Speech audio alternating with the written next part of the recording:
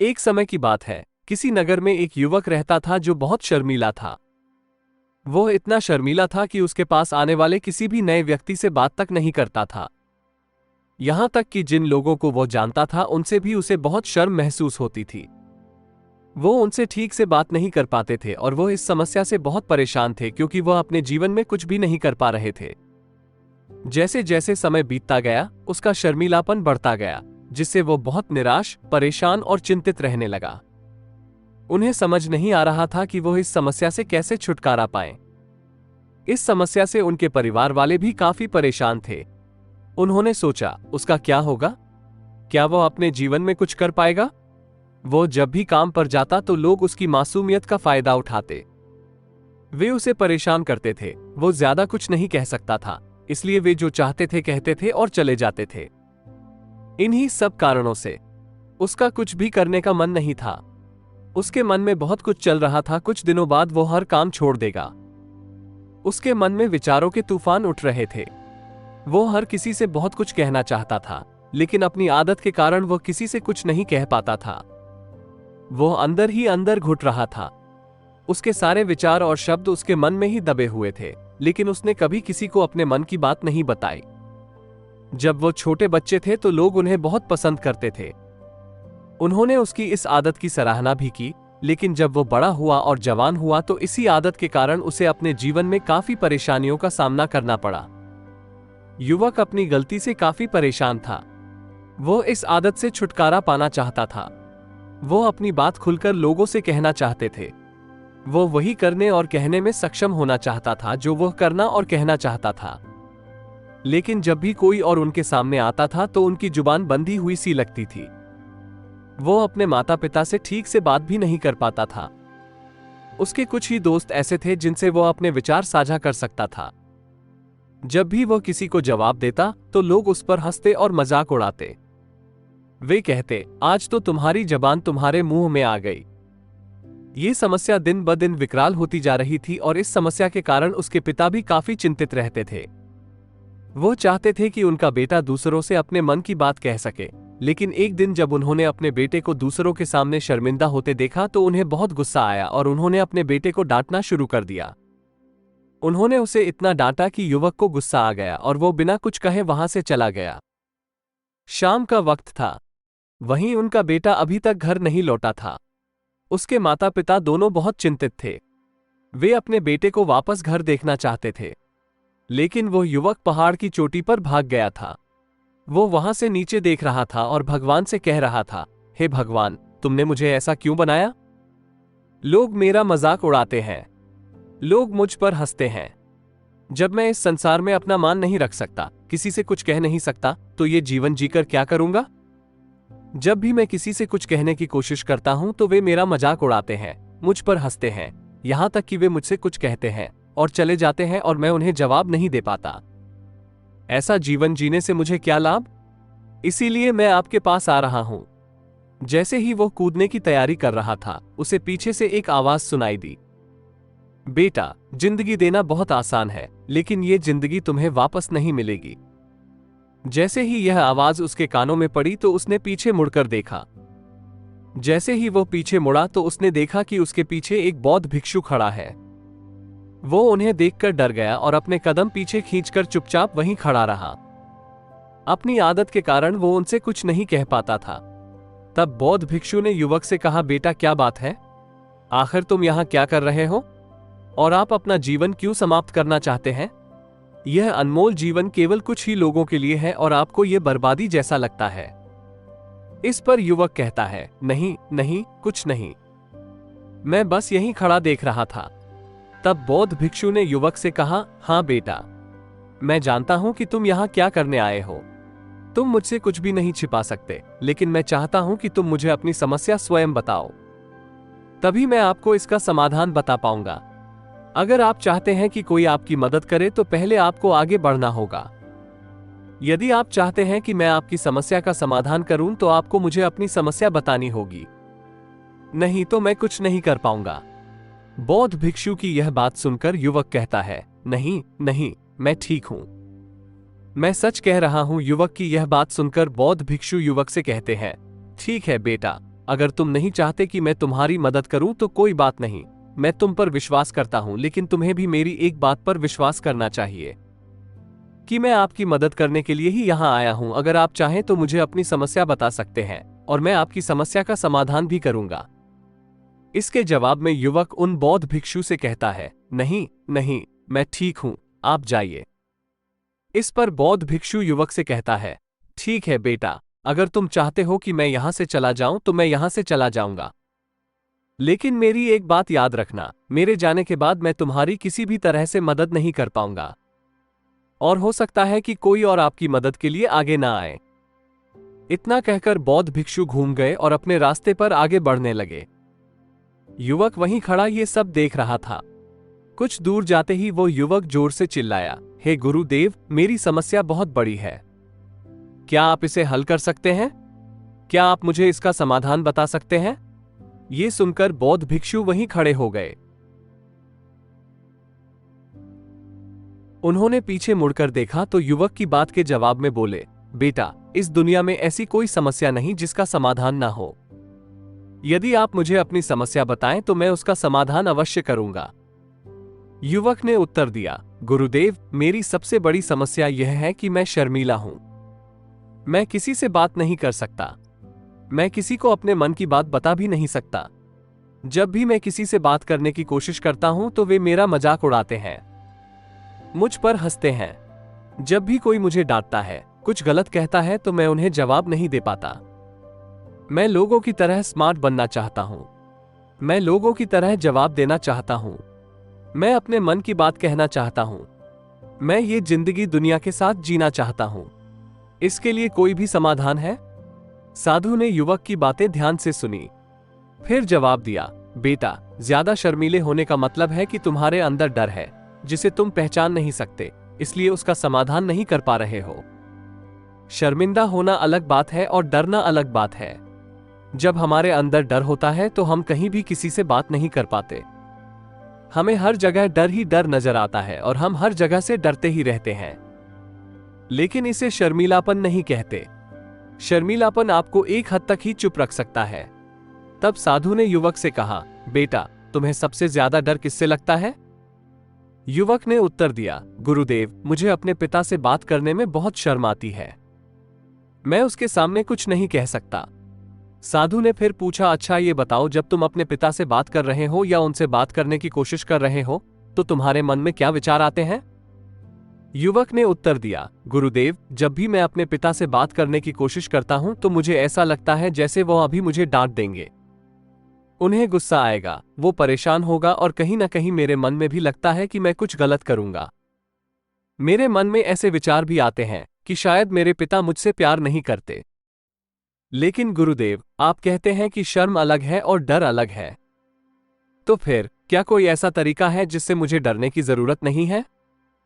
क्या कोई ऐसा तरीका है जिससे मेरे अंदर का ये डर पूरी तरह खत्म हो सके? कृपया मुझे इस समस्या का समाधान बताएं। मैं इस डर से बाहर निकलना चाहता हूं। मैं इस जिंदगी को लोगों की तरह खुलकर जीना चाहता हूं। युवक की सारी बातें सुनने के बाद बौद्ध भिक्षु ने उससे कहा, जाओ और अपने पिता से कहो कि जिस प्रोजेक्ट पर तुम काम कर रहे हो उसके लिए तुम्हें कुछ पैसों की जरूरत है। यदि तुम उससे पैसे मांगने में समर्थ हो तो मैं तुम्हारी समस्या का समाधान अवश्य बताऊंगा। युवक काफी डरा हुआ था। उसने साधु से कहा, कृपया मुझे ये काम ना दें, मैं उससे कुछ नहीं कह सकता, मैं उसके सामने बोल भी नहीं सकता, मैं उससे पैसे कैसे मांग सकता हूं? ये सुनकर बौद्ध भिक्षु ने युवक से कहा, तो फिर तुम्हारी समस्या का कोई समाधान नहीं है और तुम कभी भी अपना जीवन पूर्ण रूप से नहीं जी पाओगे। ये सुनकर युवक ने साधु से कहा, कृपया ऐसा न कहें, कृपया मुझे कोई अन्य कार्य बताएं, कोई कार्य जिससे मेरा भय पूर्णतया समाप्त हो जाए, कोई समाधान। जवाब में बौद्ध भिक्षु ने युवक से कहा, बेटा, अगर तुम अपना डर खत्म करना चाहते हो तो सबसे पहले तुम्हें वो काम करना होगा जो मैंने तुम्हें बताया है। इससे युवक डर गया और हमला कर दिया। बहुत देर तक सोचते सोचते उसने साधु से कहा, ठीक है, यदि आप चाहते हैं कि मैं ये कार्य करूं तो मैं पूरी कोशिश करूंगा। ये कहकर युवक घर लौट आया। उसे देखकर उसके माता पिता बहुत खुश हुए। युवक ने झिझकते हुए अपने पिता से कहा, पिताजी, मुझे आपसे कुछ कहना है। उसके पिता ने कहा, बोलो क्या है? युवक ने आगे कहा, पिताजी, मैं कुछ करना चाहता हूं और उसके लिए मुझे कुछ पैसों की जरूरत है। क्या तुम मुझे कुछ पैसे दे सकते हो? ये सुनकर युवक के पिता ने उसे ध्यान से देखा। काफी देर तक देखने के बाद वो बहुत खुश हुए और उसने तुरंत अपने बेटे के हाथ में कुछ पैसे रख दिए और कहा, बेटा, ये तुम्हारे लिए काफी पैसे हैं। या आपको अधिक की जरूरत है? जवाब में युवक ने अपने पिता से कहा, नहीं पापा, बस इतना ही काफी है, मैं इससे काम चला लूंगा। युवक ने पैसे ले लिए और तुरंत बौद्ध भिक्षु के पास वापस भागा और उसे अपने हाथ में पकड़े हुए पैसे दिखाए। उसने कहा, गुरुदेव, जैसा आपने कहा था, मैं पैसे ले आया हूं और अपने पिता से मांग लिया हूं। अब मेरी समस्या का समाधान बताओ। तभी बौद्ध भिक्षु ने युवक से कहा, अरे इतनी भी क्या जल्दी है? तुम्हें अभी भी मेरे लिए एक काम और करना है, तभी मैं तुम्हें तुम्हारी समस्या का समाधान अवश्य बताऊंगा। और यदि तुम मेरे लिए ये कार्य पूरा नहीं कर सकते तो मैं तुम्हें कभी भी तुम्हारी समस्या का समाधान नहीं बताऊंगा। तब युवक ने बौद्ध भिक्षु से कहा, गुरुदेव, मैंने आपका एक काम पहले ही कर दिया है, अब आप मुझसे दूसरा काम करने को कह रहे हैं। तब बौद्ध भिक्षु ने युवक से कहा, हाँ, तुम्हें मेरा एक काम और करना होगा। युवक ने एक बार फिर बहुत देर तक सोचा और फिर बौद्ध भिक्षु से कहा, ठीक है, बताओ अब क्या करना है? जवाब में बौद्ध भिक्षु ने युवक से कहा, जाओ और वह पैसा लौटा दो जो तुमने अपने पिता से उधार लिया है, और उनसे यह भी कहना कि पापा, मैं अभी काम नहीं करना चाहता, लेकिन समय आने पर मैं ये पैसे तुमसे वापस ले लूंगा और उससे अपना काम पूरा कर लूंगा। ये सुनकर युवक एक बार फिर सिर से पांव तक कांप उठा और बोला, गुरुदेव, आप मुझे कोई और काम दीजिए, मैं उसे अवश्य करूंगा। लेकिन अगर मैं अब पैसे लेकर उनके पास वापस जाऊं तो वे मेरे बारे में क्या सोचेंगे? मुझे उनके सामने शर्मिंदा होना पड़ेगा। तो गुरुदेव, कृपया मुझे कोई और काम दीजिए। तब बौद्ध भिक्षु ने युवक से कहा, बेटा, मैंने तुम्हें जो काम सौंपा है उसे तुम्हें पूरा करना होगा, नहीं तो मैं आपकी समस्या का समाधान नहीं बताऊंगा। काफी देर तक सोचने के बाद उसने बौद्ध भिक्षु से कहा, ठीक है गुरुदेव, मैं वापस जाकर पैसे लौटा दूंगा, मैं तुरंत आऊंगा। वह तुरंत अपने पिता के पास वापस भागा। उसने अपने पिता से कहा, पिताजी, मैं अभी ये पैसे नहीं लेना चाहता, कृपया ये पैसा मुझसे वापस ले लें। जब मुझे इसकी आवश्यकता होगी तो मैं इसे आपसे वापस ले लूंगा। उसके पिता काफी देर तक उस युवक को देखते रहे और फिर मुस्कुराते हुए बोले, बेटा, मैं समझता हूं कि किसी भी चीज को शुरू करने से पहले हमें उसके बारे में जानकारी जुटा लेनी चाहिए। किसी भी चीज को शुरू करने से पहले उसे समझना जरूरी है। हमें यह भी जानना होगा कि इसे कब, कैसे और कितने समय तक करना है। कोई भी काम ऐसे ही शुरू नहीं किया जा सकता। हमें यह भी आकलन करना होगा कि हम इसमें सफल होंगे या नहीं। और जब हमें इन सब के बारे में सही जानकारी मिल जाए तो हमें पैसा लगाना चाहिए। मुझे बहुत खुशी है कि आपने ये सही फैसला लिया है। जब तुम समझ जाओगे कि जो काम तुम करने जा रहे हो वो तुम्हारे लिए सही है, तो तुम चाहो तो मैं ये पैसे तुम्हें लौटा दूंगा। अपने पिता से ये सब बातें सुनकर युवक बहुत खुश हुआ। उसे उम्मीद भी नहीं थी कि उसके पिता उसे ये सारी बातें इस तरह मुस्कुराकर समझाएंगे। वो अभी इसके बारे में सोच ही रहा था कि उसके पिता उसके करीब आए और अपने बेटे को गले लगा लिया। जैसे ही उसके पिता ने युवक को गले लगाया तो उसे बहुत अच्छा महसूस हुआ। उनका आत्मविश्वास और मनोबल बढ़ा। इसके बाद वो युवक बौद्ध भिक्षु के पास लौट आया और बोला, गुरुदेव, मैंने बिल्कुल वैसा ही किया जैसा आपने कहा था। मैंने अपने पिता को पैसे लौटा दिए हैं। अब कृपया मुझे मेरी समस्या का समाधान बताएं। तब बौद्ध भिक्षु ने मुस्कुराते हुए युवक से कहा, बेटा, तुम्हें अभी मेरा एक काम और करना होगा। युवक कहता है, गुरुदेव, आप मुझसे बार बार इस तरह काम क्यों करवा रहे हैं? क्या आपके पास मेरी समस्या का कोई समाधान नहीं है? क्या तुम मुझे मूर्ख नहीं बना रहे हो? जिस तरह से लोग मुझे बेवकूफ बनाते हैं, क्या तुम मेरे साथ भी वैसा ही नहीं कर रहे हो? आपने कहा, जाकर अपने पिता से पैसे मांगो। मैं पैसे ले आया। आपने फिर कहा, जाकर यह रुपये अपने पिता को लौटा दो। मैंने बिल्कुल वैसा ही किया जैसा आपने कहा था। और अब आप कह रहे हैं कि मैं आपका एक काम और कर दूं। नहीं, मुझसे ऐसा नहीं होगा। तब बौद्ध भिक्षु ने मुस्कुराते हुए युवक से कहा, बेटा, यह आखिरी काम है और यह बहुत सरल भी है। जैसे ही आप ये कार्य पूरा कर लेंगे, मैं आपसे वादा करता हूं कि मैं आपकी समस्या का समाधान अवश्य बताऊंगा। इस पर युवक फिर कुछ देर सोचता है और उन बौद्ध भिक्षु से कहता है, ठीक है, लेकिन जो आखिरी काम मैं आपके लिए करूंगा उसके लिए मुझे क्या करना होगा? फिर बौद्ध भिक्षु ने एक मूर्ति निकाली और युवक को दे दी। मूर्ति देखने में बहुत साधारण लग रही थी, लेकिन बौद्ध भिक्षु ने युवक से कहा, बेटा, तुम्हें इसे बाजार ले जाना होगा। इसे बेच दो और बदले में तुम्हें 100 सोने के सिक्के लाने होंगे। जब तुम ऐसा करने में सफल हो जाओगे तब मैं तुम्हें तुम्हारी समस्या का समाधान बता सकूंगा। युवक अपने हाथ में मौजूद मूर्ति को बड़े ध्यान से देखता है और उन बौद्ध भिक्षु से कहता है, गुरुदेव, ये तो बिल्कुल साधारण मूर्ति लग रही है, मानो यह मिट्टी का बना हो। इसके बदले मुझे 100 स्वर्ण मुद्राएं कौन देगा? क्या आपका सिर फिर से घूम रहा है? अगर मुझे 1 या 2 सोने के सिक्के मिल जाएं तो बहुत अच्छा होगा, लेकिन कोई भी इसके लिए 100 सोने के सिक्के नहीं देगा। तब बौद्ध भिक्षु युवक से कहते हैं, बेटा, जो काम मैंने तुम्हें सौंपा है उसे तुम पूरा करोगे, तभी तुम्हें अपनी समस्या का समाधान मिल पाएगा। अन्यथा आप घर वापस जा सकते हैं। अपनी पुरानी जिंदगी में वापस जाएं जहां लोग आपका मजाक उड़ाते थे। लोग आपको डराते और परेशान करते हैं। मैं आपके डर पर काबू पाने में आपकी मदद करने के लिए यहां हूं। इस डिस्को करने से आप धीरे धीरे अपने डर पर काबू पा सकेंगे। एक बार जब आप ये कार्य पूरा कर लेंगे तो आपको सब कुछ समझ आ जाएगा। वो युवक उन बौद्ध भिक्षु की बातें सुन रहा था। मन ही मन सोचता है कि मुझे किसी भी कीमत पर अपनी समस्या का समाधान चाहिए। इसलिए वो उस मूर्ति को उठाता है और बाजार की ओर चल पड़ता है। बाजार में पहुंचकर वो उस मूर्ति को एक जगह पकड़कर चुपचाप खड़ा हो जाता है और इंतजार करता है कि कोई आए और उससे मूर्ति के बारे में पूछे, और फिर वो मूर्ति के बदले में 100 सोने के सिक्कों की मांग करेगा। देखते देखते काफी समय बीत गया, लेकिन फिर भी कोई उसके पास नहीं आया। उसने चारों ओर देखा तो लोग चिल्ला चिल्लाकर अपना सामान बेच रहे थे। जोर जोर से चिल्लाते हुए उसने ये भी सोचा कि अगर मुझे अपनी मूर्ति बेचनी है तो मुझे भी जोर जोर से चिल्लाना होगा। युवक चिल्लाने लगा, लेकिन वो इतनी जोर से नहीं चिल्ला सका। उसकी आवाज खुद को भी सुनाई नहीं दे रही थी, तो दूसरे लोग उसकी आवाज कैसे सुन सकते थे? परिणामस्वरूप कोई भी इसे खरीदने को तैयार नहीं था। धीरे धीरे शाम हो गई और उस आदमी को डर हुआ कि कहीं बौद्ध भिक्षु वहां से चला न जाए, अन्यथा उसकी समस्या का समाधान कौन देगा? ये सोचकर वो जोर जोर से चिल्लाने लगा कि इस मूर्ति को 100 स्वर्ण मुद्राओं में ले लो। उसकी आवाज सुनकर लोग उसके पास आने लगे और उससे ये सवाल पूछने लगे, इस मूर्ति में ऐसा क्या है जो आप इसके लिए 100 स्वर्ण मुद्राएं मांग रहे हैं? इसके अंदर जरूर कुछ खास होगा।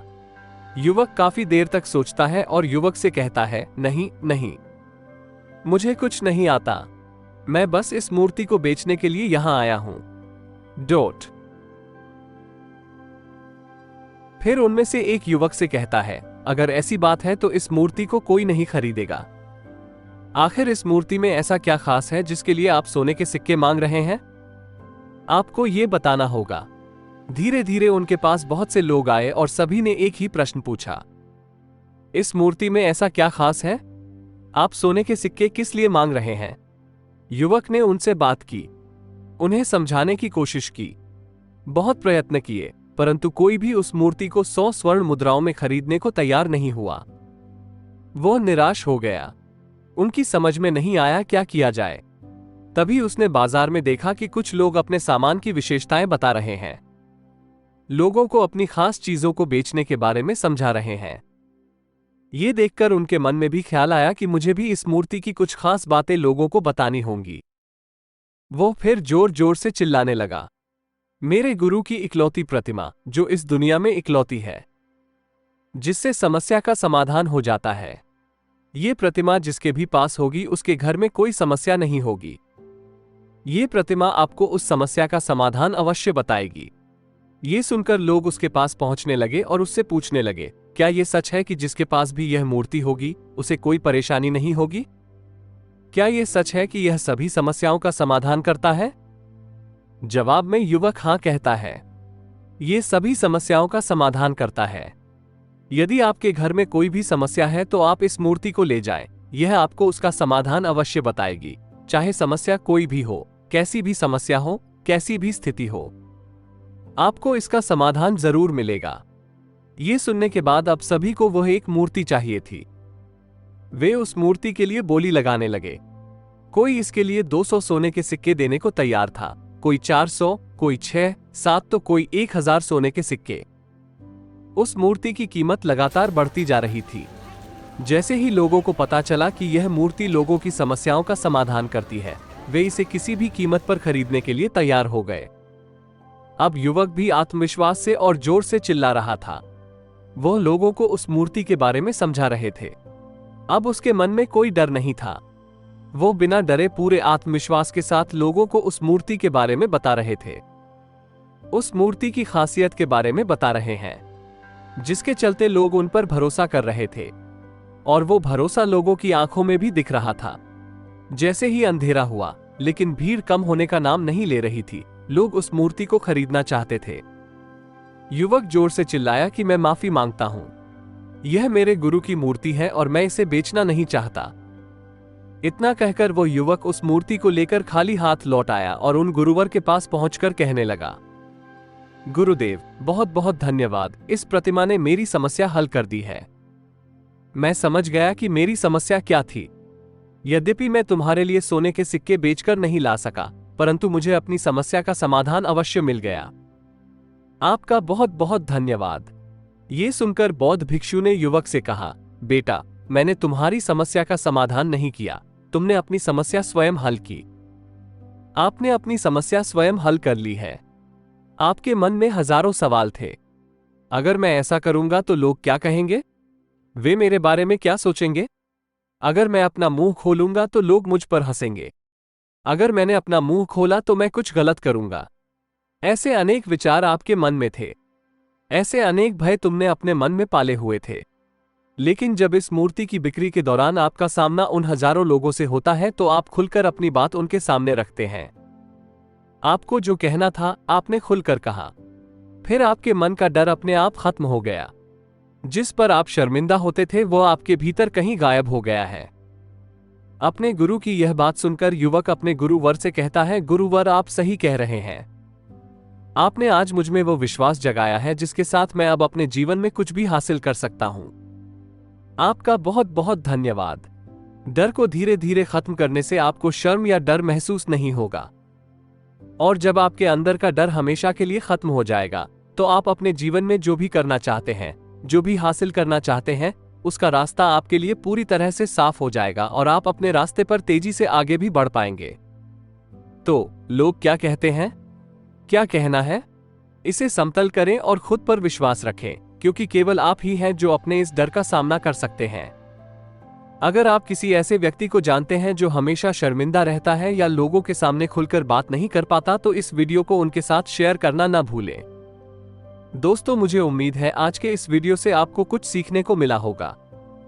ऐसी ज्ञान से भरी कहानियां सुनने के लिए सब्सक्राइब करें, और दोस्तों, अगर आप इस तरह की कहानियों में रुचि रखते हैं और वीडियो पहले देखना चाहते हैं तो कृपया हमारे चैनल से जुड़ें।